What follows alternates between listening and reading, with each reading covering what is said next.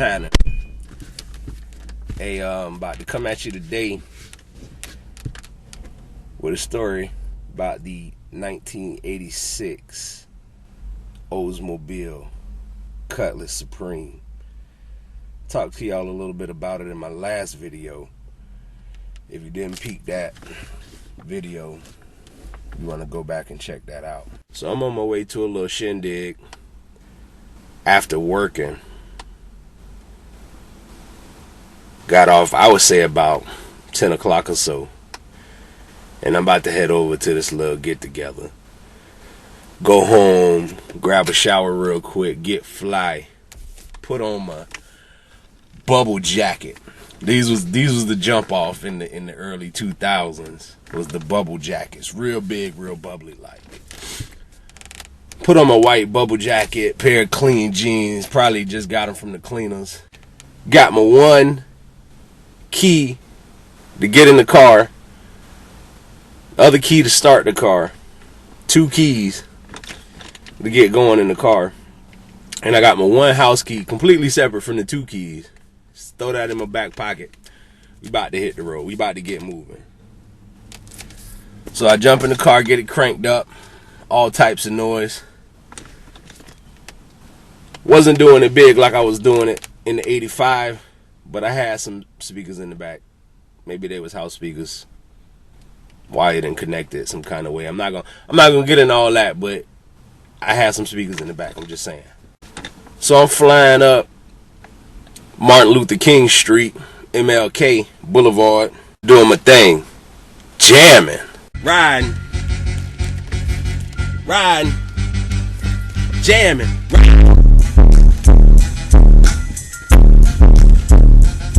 Now keep in mind, Martin Luther King Boulevard is like 35 miles per hour speed limit.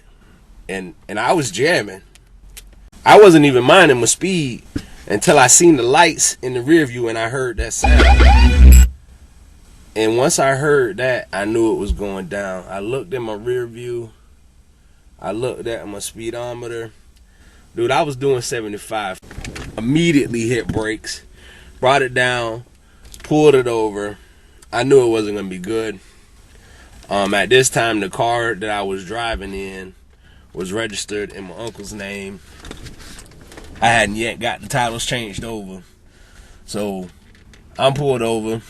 I'm 10 and 2-ing at this point because I know he's going to come over and it's going to be trouble. I roll the window down. Mind you, it's freezing cold. I got a bubble jacket on. It's freezing cold. He comes over. I roll the window down.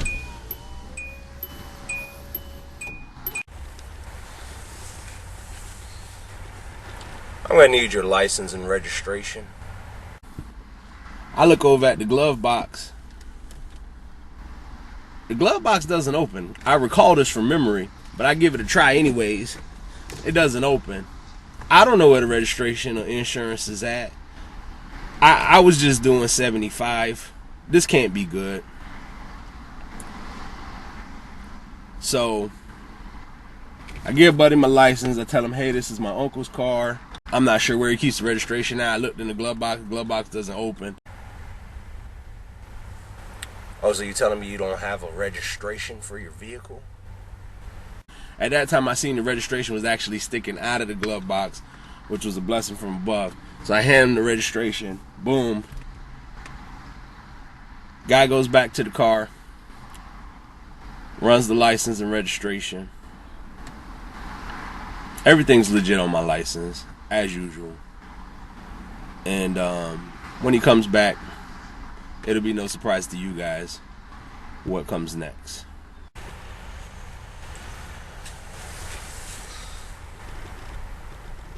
I'm gonna need you to step out of the vehicle, sir. So now we outside of the car. It's cold, but me, I'm nervous, so I'm sweating, hot.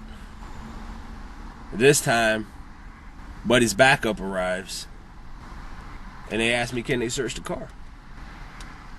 Me being young and not knowing any better, not knowing that I had rights, I say, hey man, go ahead and search the car. It ain't my car and it ain't nothing in it. So yeah, go ahead and search the car. Inside the car in the center console, there's a small glass about this big.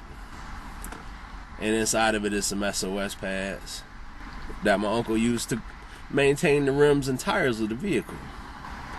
Well, apparently, SOS pads can be used for something else. So now I got Cop B, the backup, holding up the cup. Is this what I think it is? Is this what I think it is, partner? Meanwhile, I'm standing there, paranoid out of my mind, in this position.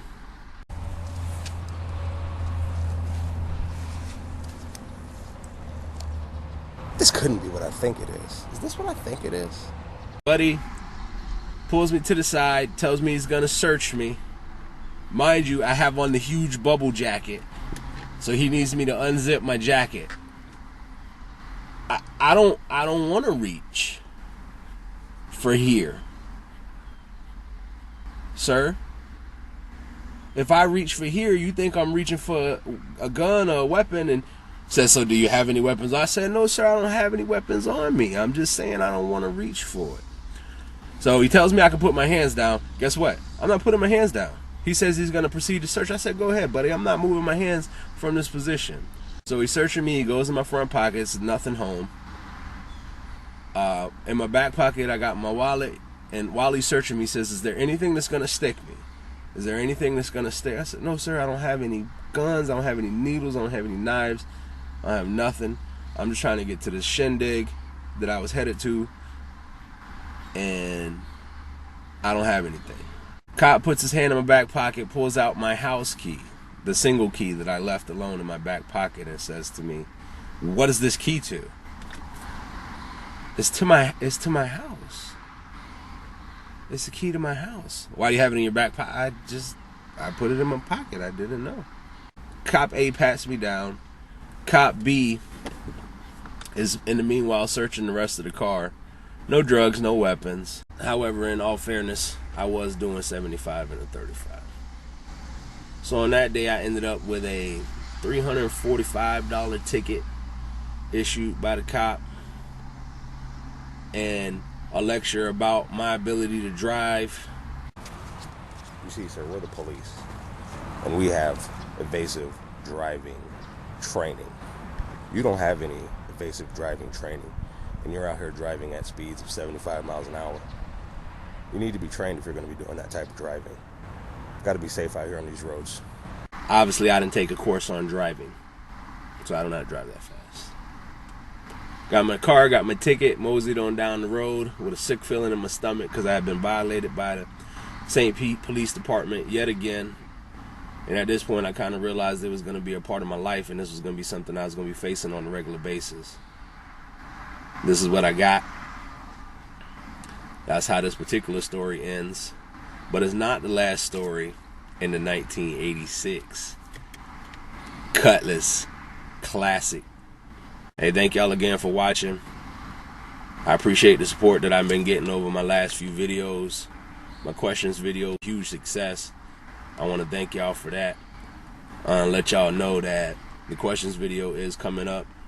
It was such a success, this one.